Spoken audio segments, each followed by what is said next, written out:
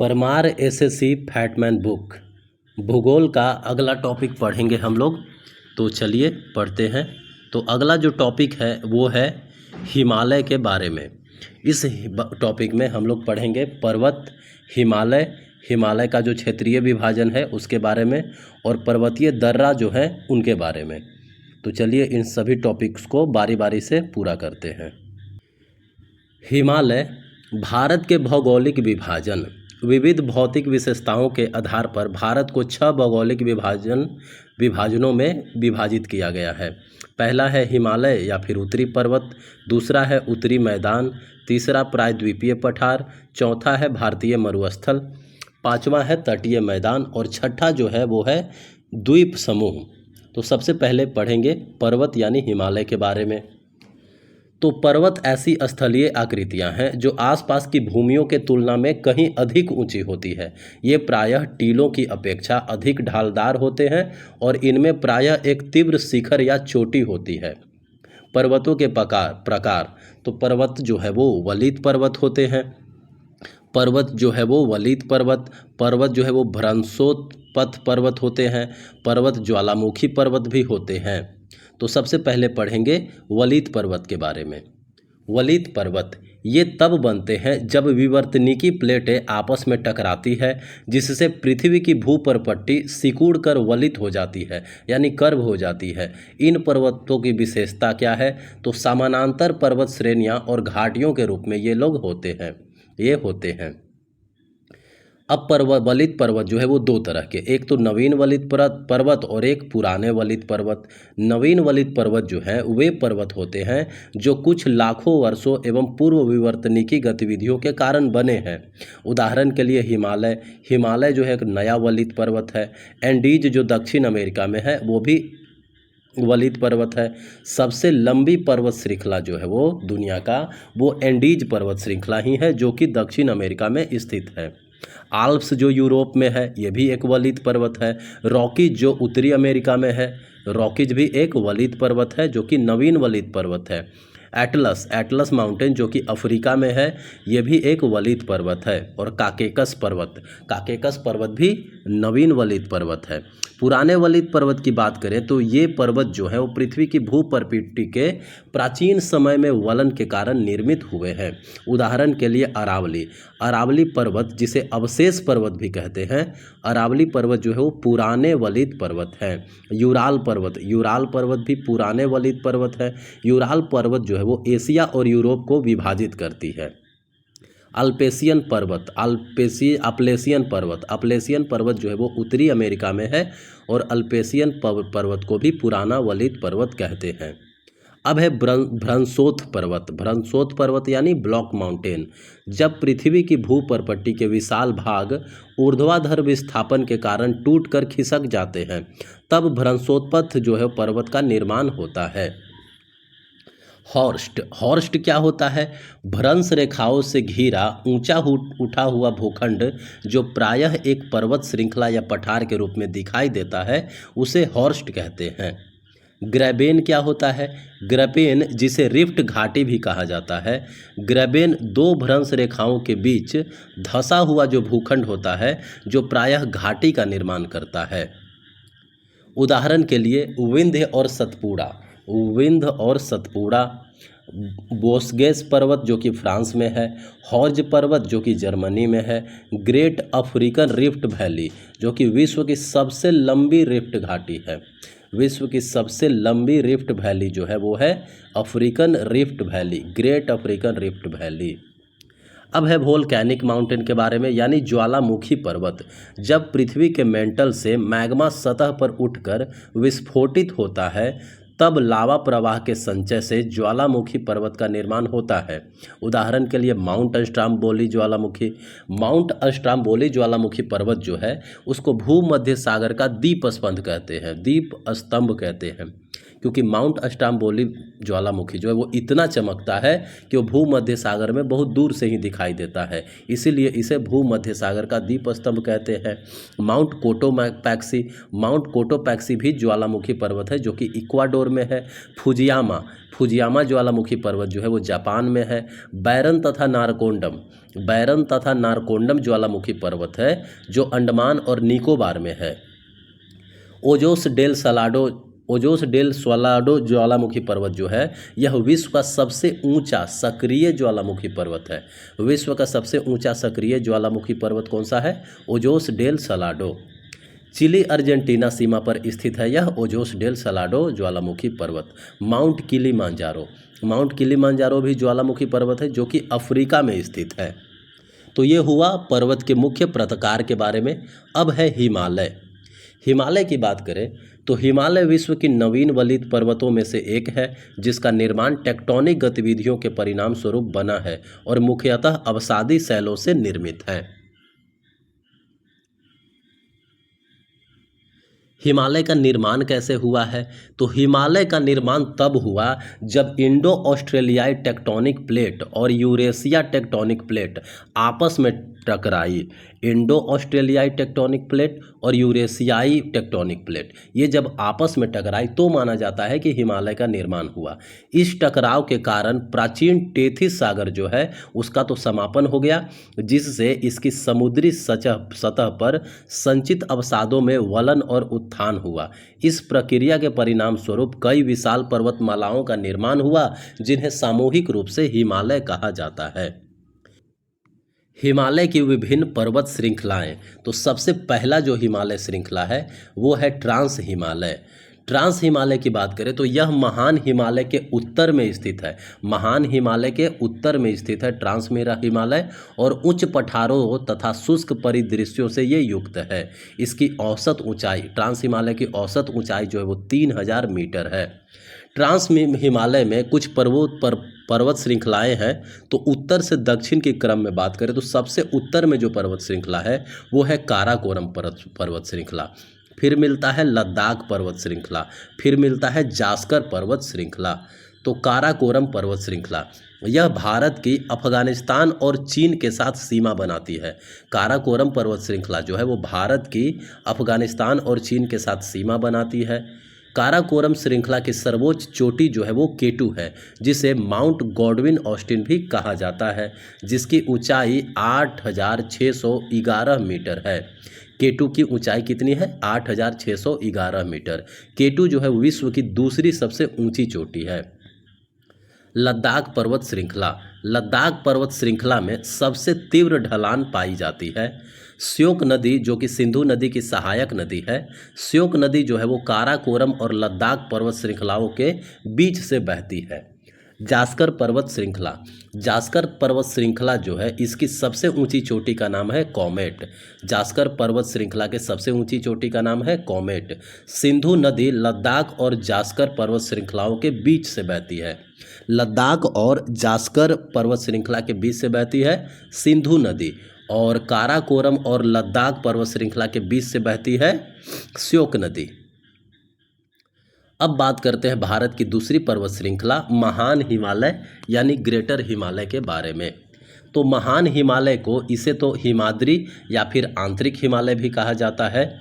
महान हिमालय का निर्माण असीमित वलन के कारण हुआ है। असममित यानी एसिमेट्रिकल वलन के कारण हुआ है महान हिमालय का निर्माण। महान हिमालय का मूल भाग जो है वो ग्रेनाइटीय शैलों से बना हुआ है। महान हिमालय का औसत ऊंचाई 6000 मीटर। महान हिमालय का अक्षीय विस्तार की बात करें तो महान हिमालय 2500 किलोमीटर तक लंबा फैला हुआ है, और महान हिमालय का चौड़ाई लगभग 120 किलोमीटर से लेकर के 190 किलोमीटर तक है। महान हिमालय का पश्चिमी छोर जो है वो नंगा पर्वत है, और पूर्वी छोर जो है वो नामचा बरवा है। पश्चिमी छोर जो नंगा पर्वत का ऊंचाई 8126 मीटर है। पूर्वी छोर जो नामचा बरवा की ऊंचाई यहाँ पे नहीं लिखा गया है, जहाँ यह नामचा बरवा में यह वलयाकार मोड़ प्रदर्शित करता है। इधर कुछ बॉक्स की बात करें तो काराकोरम पर्वत श्रृंखला में कुछ हिमनद है, जैसे सियाचिन हिमनद काराकोरम पर्वत श्रृंखला में है। सियाचिन विश्व का दूसरा सबसे लंबा गैर ध्रुवीय हिमनद है। यह सबसे ऊंचा युद्ध क्षेत्र 5700 मीटर की ऊंचाई पर स्थित है। सियाचिन जो है वो सबसे ऊंचा युद्ध क्षेत्र है। यहाँ पे ऑपरेशन मेघदूत आयोजित हुआ था 1984 में। ऑपरेशन मेघदूत जो है वो सियाचिन में आयोजित हुआ था 1984 में। फिर बाल्तोरो हिमनद भी सियाचिन में ही है, गिलगित बल्तिस्तान पाकिस्तान में। हिस्पर हिमनद जो है वो काराकोरम पर्वत श्रृंखला में ही है। बियाफो हिमनद काराकोरम में। विश्व का सबसे लंबा गैर ध्रुवीय हिमनद जो है वो है फेडचेंको हिमनद जो है वो विश्व का सबसे लंबा गैर ध्रुवीय हिमनद है, जो कि ताजिकिस्तान में है। विश्व का सबसे लंबा हिमनद कौन सा है? विश्व का सबसे लंबा हिमनद है लैम्बर्ट हिमनद जो है वो अंटार्कटिका में है। अब महान हिमालय की कुछ सर्वोच्च चोटियों की बात करें तो सबसे पहला चोटी तो है वो माउंट एवरेस्ट की ऊंचाई 8,848 मीटर है। विश्व की सर्वोच्च पर्वत चोटी कौन है? माउंट एवरेस्ट का कुछ स्थानीय नाम है, जैसे माउंट एवरेस्ट को नेपाल में किस नाम से जाना जाता है? सागरमाथा। और माउंट एवरेस्ट को तिब्बत में चोमोलुंगमा के नाम से जाना जाता है। तो माउंट एवरेस्ट को नेपाल में सागरमाथा कहते हैं और तिब्बत में चोमोलुंगमा कहते हैं। फिर है दूसरा माउंट कंचनजंगा जो है वो 8,598 मीटर ऊंचा है। भारत की सबसे ऊंची चोटी है।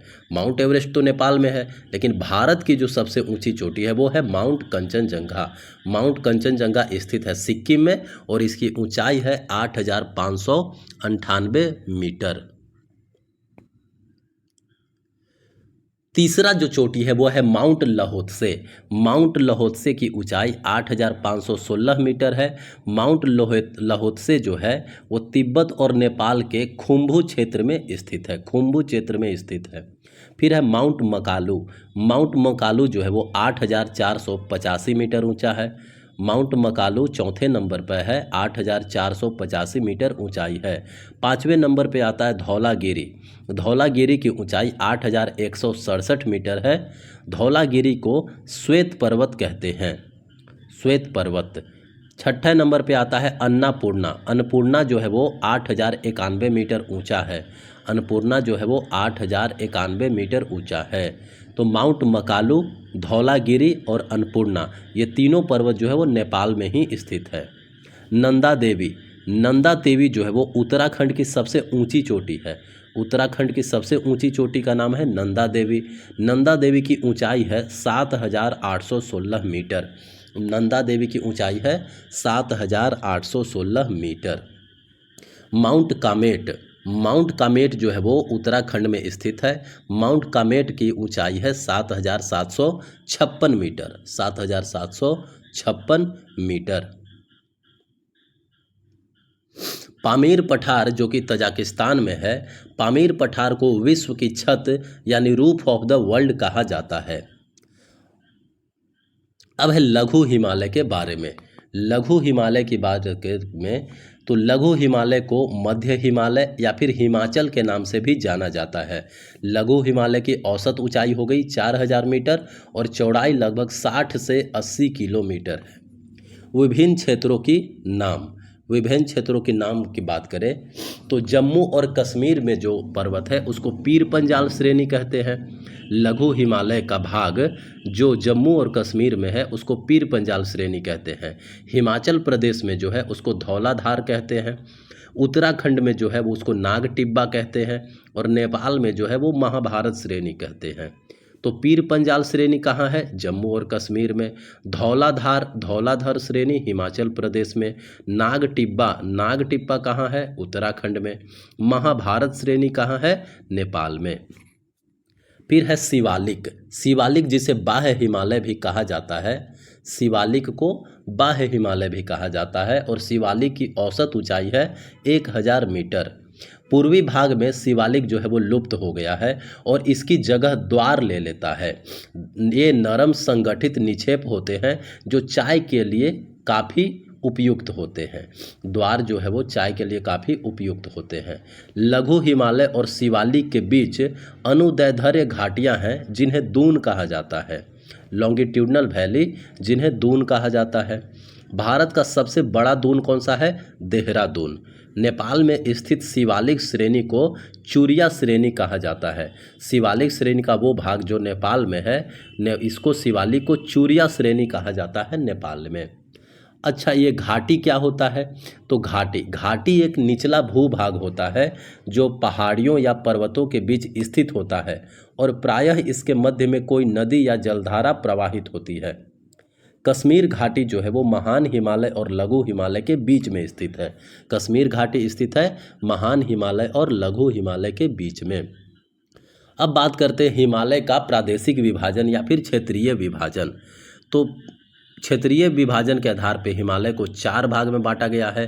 पंजाब हिमालय, कुमायूं हिमालय, नेपाल हिमालय और असम हिमालय। पंजाब हिमालय जो है वो सिंधु से सतलुज नदी के बीच में है। पंजाब हिमालय सिंधु नदी से सतलज नदी के बीच में है। कुमाऊं हिमालय जो है वो सतलज से काली नदी के बीच में है। कुमाऊं हिमालय जो है वो सतलज से काली नदी के बीच में है। नेपाल हिमालय जो है वो काली से तीस्ता नदी के बीच में है। नेपाल हिमालय जो है वो काली से तीस्ता नदी के बीच में है। असम हिमालय जो है वो तीस्ता और दिहांग नदी के बीच में है। असम हिमालय जो है वो तीस्ता और दिहांग नदी के बीच में है। लंबाई की बात करें तो पंजाब हिमालय की लंबाई 560 किलोमीटर है। कुमाऊं हिमालय की लंबाई जो है वो 320 किलोमीटर है। नेपाल हिमालय जो की लंबाई 800 किलोमीटर है और असम हिमालय की लंबाई 720 किलोमीटर है। तो सिंधु से सतलज के बीच में हो गया पंजाब हिमालय, सतलज से काली नदी के बीच में हो गया कुमाऊं हिमालय, काली से तीस्ता नदी के बीच में हो गया नेपाल हिमालय और तीस्ता से दिहांग नदी के बीच में हो गया असम हिमालय। कश्मीर घाटी में पढ़ेंगे तो कश्मीर घाटी जो है वो करेवा संरचनाओं यानी हिमनद और झील से बनी हुई संरचना। कश्मीर घाटी जो है वो करेवा संरचनाओं के लिए प्रसिद्ध है। करेवा का उपयोग जाफरान जो कि एक स्थानीय केसर की किस्म है, इसका उगाने में बहुत ही मददगार है। यानी करेवा जो में ही जाफरान उगता है। जाफरान एक तरह का केसर का किस्म है जो कि करेवा मिट्टी में उगता है। कश्मीर घाटी क्षेत्र के कुछ प्रमुख दर्रे हैं जैसे जोजिला दर्रा, बनिहाल दर्रा, फोटुला दर्रा एवं खारदुंगला दर्रा। जोजिला दर्रा जो है वो महान हिमालय में है। बनिहाल दर्रा जो है वो पीर पंजाल में है। फोटुला दर्रा जो है वो जास्कर लद्दाख में है और खारदुंगला दर्रा जो है वो जास्कर श्रेणी में है। तो जोजिला दर्रा कश्मीर में, बनिहाल दर्रा कश्मीर में, फोटुला दर्रा कश्मीर में, खारदुंगला दर्रा भी कश्मीर में है। जोजिला, बनिहाल, फोटुला, खारदुंगला, जोजिला, बनिहाल, फोटुला, खारदुंगला, ये चारों दर्रा जो है वो कश्मीर में है। कश्मीर क्षेत्र में कुछ महत्वपूर्ण मीठे पानी की झीलें हैं जैसे डल झील, वुलर झील और एक खारे पानी का भी झील है जिसे पैंगोंग तसो झील या तसो मोरिरी झील भी कहा जाता है। तो पैंगोंग तसो झील और तसो मोरिरी झील खारे पानी की झील है जो कि कश्मीर घाटी क्षेत्र में पाया जाता है। डल झील, वुलर झील जो है वो खारे पानी की झील है जो कि कश्मीर घाटी में पाया जाता है। कश्मीर घाटी क्षेत्र से होकर सिंधु नदी और इसकी सहायक नदियां बहती है जैसे झेलम और चिनाब। कश्मीर घाटी से होकर के सिंधु नदी बहती है जो झेलम और चिनाब है। हिमाचल और उत्तराखंड हिमालय, हिमाचल या फिर जिसे उत्तराखंड हिमालय कहा जाता है उसके बारे में। तो ये जो है वो 3 राज्यों में है जैसे जम्मू कश्मीर, हिमाचल और उत्तराखंड में। हिमाचल या उत्तराखंड हिमालय जो है वो जम्मू और कश्मीर, हिमाचल प्रदेश और उत्तराखंड में फैले हुए हैं। यह क्षेत्र भारत की 2 प्रमुख नदी प्रणालियों सिंधु और गंगा द्वारा अपवाहित होती है। यानी हिमाचल उत्तराखंड हिमालय की जो भी पानी है वो सिंधु नदी या फिर गंगा नदी द्वारा अपवाहित होती है। भोटिया जनजाति जो है वो मुख्य रूप से महान हिमालय श्रेणी की घाटियों में निवास करती है। ये खानाबदोश लोग हैं जो गर्मी में बुग्याल की ओर प्रवास करते हैं। बुग्याल जो है वो पहाड़ों में ग्रीष्मकालीन घास भूमि होता है, तो गर्मी के दिन में ये बुग्याल में चले जाते हैं। दार्जिलिंग और सिक्किम हिमालय, दार्जिलिंग या फिर सिक्किम हिमालय, यह भारत की सबसे ऊंची चोटी माउंट कंचनजंगा का घर है। माउंट कंचनजंगा जो है वो सिक्किम हिमालय में स्थित है। लेप्चा या भूटिया जनजाति जो है वो सिक्किम हिमालय के क्षेत्र में ही ऊंचाई वाले भागों में निवास करती है। सिक्किम हिमालय में द्वार संरचना भी देखी जा सकती है। कुछ पहाड़ी स्थल जो है वो जैसे धर्मशाला, मसूरी, शिमला, ये सब जो है कुछ हिल स्टेशंस है। अरुणाचल हिमालय की बात करें तो पूर्वी हिमालय की पूर्वी सीमा जो है वो अरुणाचल हिमालय द्वारा निर्मित होती है। अरुणाचल हिमालय की महत्वपूर्ण शिखर की बात करें तो ये कांगटो और नामचा बरवा है। कांगटो और नामचा बरवा जो है वो अरुणाचल हिमालय में स्थित है। अरुणाचल हिमालय से कुछ महत्वपूर्ण नदियाँ निकलती है जैसे कामेंग सुबनसिरी दिबांग नदी जो है वो अरुणाचल हिमालय से निकलती है। मोनपा, अबोर, मिसमी, नीसी, नागा, ये पश्चिम से पूरब तक की सबसे प्रसिद्ध जनजातियां हैं। तो मोनपा जनजाति, अबोर जनजाति, मिसमी जनजाति, नईसी जनजाति, नागा जनजाति, ये सब जो है वो अरुणाचल हिमालय में रहते हैं। झूमिंग कृषि का अभ्यास अधिकांश जनजातियां करती है, जिसे काटो और जलाओ या फिर स्थानांतरित कृषि भी कहा जाता है। अब है पूर्वी या फिर पूर्वांचल पहाड़ियों के बारे में।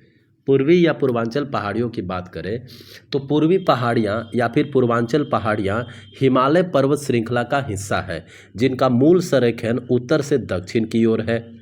ये उत्तर में अरुणाचल प्रदेश से लेकर के दक्षिण में मिजोरम तक फैली हुई है।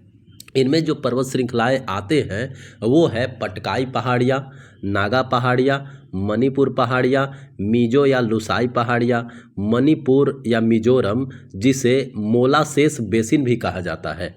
मणिपुर या मिजोरम जिसे मोलासेस बेसिन भी कहा जाता है, इसमें बराक एक महत्वपूर्ण नदी है। मोलासेस बेसिन में बराक जो है वो एक महत्वपूर्ण नदी है। मणिपुर राज्य विश्व की एकमात्र तैरती हुई झील है। मणिपुर राज्य में विश्व की एकमात्र तैरती हुई झील है जिसे लोकटक झील कहते हैं। इसके लिए मणिपुर जाना जाता है। लोकटक झील में केबुल लामजाओ राष्ट्रीय उद्यान है, जो कि दुनिया का एकमात्र तैरता हुआ राष्ट्रीय उद्यान है, जो कि केबुल लामजाओ नेशनल पार्क है, जो कि मणिपुर झील में स्थित है। अब है कुछ पर्वतीय दर्रा के बारे में। पर्वतीय दर्रा की बात करें तो पर्वतीय दर्रा जो है वो एक मार्ग होता है जो किसी पर्वत श्रृंखला के माध्यम से या उसके ऊपर से गुजरता है। पर्वतीय दर्रा पर्वत चोटियों के निर्माण के दौरान बन जाते हैं या वे हिमनदों, बहते जल या बर्फ की क्रियाओं के परिणाम स्वरूप बन सकते हैं। तो जम्मू कश्मीर और लेह लद्दाख की दर्रों की बात करें तो काराकोरम दर्रा जो है वो भारत और चीन को जोड़ने वाला दर्रा है, जो कि सर्वोच्च दर्रा है। भारत और चीन को जोड़ने वाला सर्वोच्च दर्रा है काराकोरम दर्रा। तो काराकोरम दर्रा जो है वो कहाँ है? लद्दाख में। पीर पंजाल और बनिहाल दर्रा जो है ये जम्मू और श्रीनगर को जोड़ते हैं। जम्मू को श्रीनगर से जोड़ने का काम पीर पंजाल और बनिहाल दर्रा करते हैं। बुर्जिल दर्रा जो है वो श्रीनगर को गिलगित से जोड़ती है। जोजिला दर्रा जो कि कश्मीर में है। जोजिला दर्रा जो है वो कश्मीर के श्रीनगर को लेह लद्दाख से जोड़ता है। जोजिला दर्रा जो है वो श्रीनगर को लेह लद्दाख से जोड़ता है। उमलिंगला दर्रा जो है वो दुनिया की सबसे ऊंची मोटर योग्य सड़क है। प्रोजेक्ट हिमांक के तहत ये बनाया गया था। उमिंगला दर्रा जो है वो लद्दाख में स्थित है। उमलिंगला दर्रा जो है वो दुनिया की सबसे ऊंची मोटर योग्य सड़क है। तो भारत और चीन को जोड़ने वाला सर्वोच्च दर्रा है काराकोरम। जम्मू और श्रीनगर को जोड़ने वाला दर्रा है पीर पंजाल दर्रा। श्रीनगर और गिलगित को जोड़ने वाला दर्रा है बुर्जिल दर्रा। कश्मीर को श्रीनगर से जोड़ने वाला दर्रा है जोजिला। दुनिया की सबसे ऊंची मोटर योग्य सड़क जो है वो कहाँ है? उमलिंगला दर्रा में, जो कि लद्दाख में स्थित है। अब बात करते हैं कुछ हिमाचल प्रदेश के दर्रों के बारे में। तो सिपकिल्ला दर्रा हिमाचल प्रदेश में है। रोहतांग दर्रा हिमाचल प्रदेश। बारालाचा दर्रा हिमाचल प्रदेश। सिपकिल्ला दर्रा, रोहतांग दर्रा, बारालाचा दर्रा हिमाचल प्रदेश में है। सिपकिल्ला दर्रा जो है वो हिमाचल प्रदेश के किन्नौर जिले को तिब्बत चीन से जोड़ता है। सतलुज नदी जो है वो सिपकिल्ला दर्रा के माध्यम से ही भारत में प्रवेश करती है। रोहतांग दर्रा हिमाचल प्रदेश में कुल्ली घाटी को लाहौल और स्पीति घाटियों से जोड़ती है। कुल्लू घाटी को लाहौल और स्पीति घाटियों से जोड़ती है रोहतांग दर्रा। रोहतांग दर्रा के नीचे अटल सुरंग बनाई गई है। अटल सुरंग जो भारत की सबसे लंबी राजमार्ग सुरंग है, इसकी लंबाई 9.02 किलोमीटर है। बारालाचा दर्रा जो है यह जास्कर श्रेणी को पार करके लाहौल और लेह को जोड़ता है। बारालाचा दर्रा जो है वो लाहौल और लेह को जोड़ता है। तो हिमाचल प्रदेश को तिब्बत से जोड़ने वाला दर्रा जो है वो कौन है? सिपकिल्ला दर्रा। सिपकिल्ला दर्रा से ही सतलुज नदी पार करती है। कुल्लू घाटी को लाहौल और स्पीति घाटियों से जोड़ने वाला दर्रा कौन सा है? रोहतांग दर्रा। रोहतांग दर्रा के नीचे ही अटल सुरंग है, जो कि भारत की सबसे लंबी राजमार्ग सुरंग है। जास्कर श्रेणी को पार करके लाहौल और लेह को जोड़ने वाली कौन सा दर्रा है? लाहौल और लेह को जोड़ने वाली है बारालाचा दर्रा।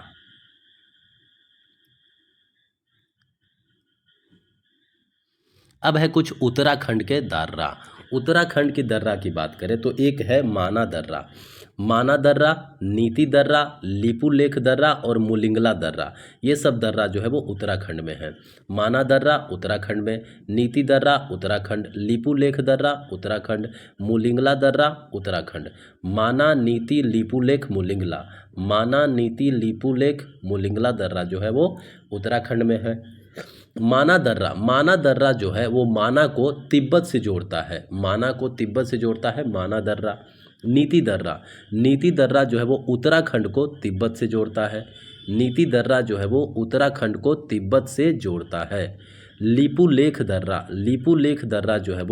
उत्तराखंड, तिब्बत और नेपाल के बीच में स्थित है। लिपुलेख दर्रा उत्तराखंड, तिब्बत और नेपाल के बीच स्थित है और एक त्रिकोणीय जंक्शन के रूप में कार्य करता है। मुलिंगला दर्रा जो है यह मौसमी दर्रा है जो सर्दियों के दौरान उत्तराखंड और तिब्बत को जोड़ता है। मुलिंगला दर्रा तो माना को तिब्बत से जोड़ता है माना दर्रा, उत्तराखंड को तिब्बत से जोड़ता है नीति दर्रा। त्रिकोणीय जंक्शन किस दर्रे को कहते हैं? लिपुलेख दर्रा। तो लिपुलेख दर्रा को त्रिकोणीय जंक्शन कहते हैं क्योंकि उत्तराखंड, तिब्बत और नेपाल के बीच में स्थित है। उत्तराखंड को तिब्बत से जोड़ती है सर्दियों के दिन में कौन? मुलिंगला दर्रा। सिक्किम की दर्रा की बात करें तो सिक्किम में है नाथुला और जेलेपला दर्रा जो है वो सिक्किम में है। नाथुला दर्रा यह सिक्किम और तिब्बत को जोड़ता है। नाथुला दर्रा। जेलेपला दर्रा यह सिक्किम और तिब्बत की सीमा पर स्थित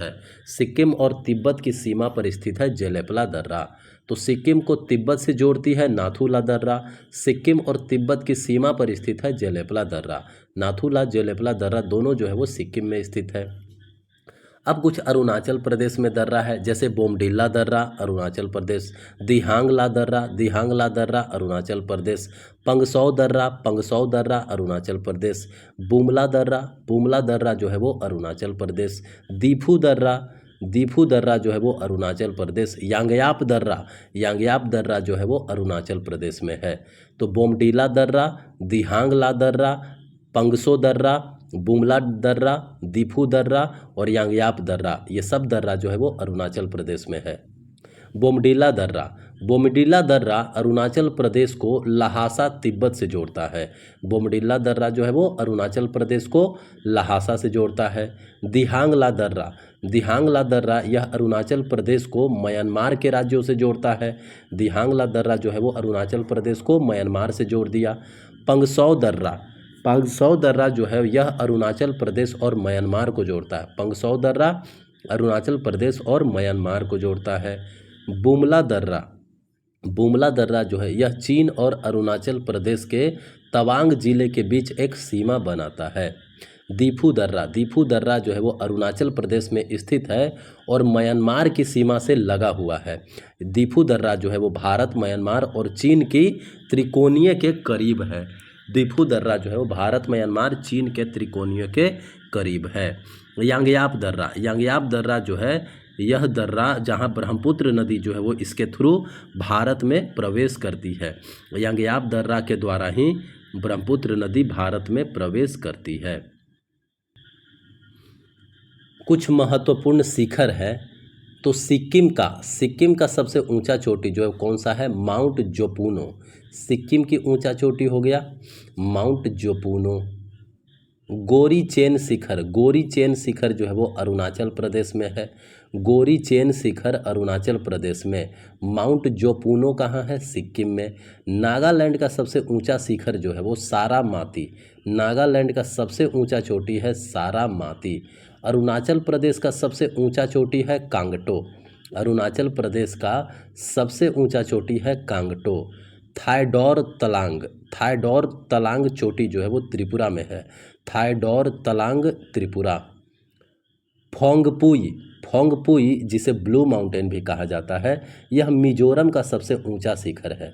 मिजोरम का सबसे ऊंचा चोटी है फोंगपुई। मिजोरम का सबसे ऊंचा शिखर फोंगपुई। अरुणाचल प्रदेश का सबसे ऊंचा शिखर कांगटो। नागालैंड का सबसे ऊंचा शिखर सारामाती। माउंट जोपुनो कहाँ है? सिक्किम में। गोरी चेन शिखर अरुणाचल प्रदेश में। थाइडौर तलांग, थाइडौर तलांग जो है वो कहाँ है? त्रिपुरा में। तो ये था कुछ हिमालय से संबंधित जानकारी।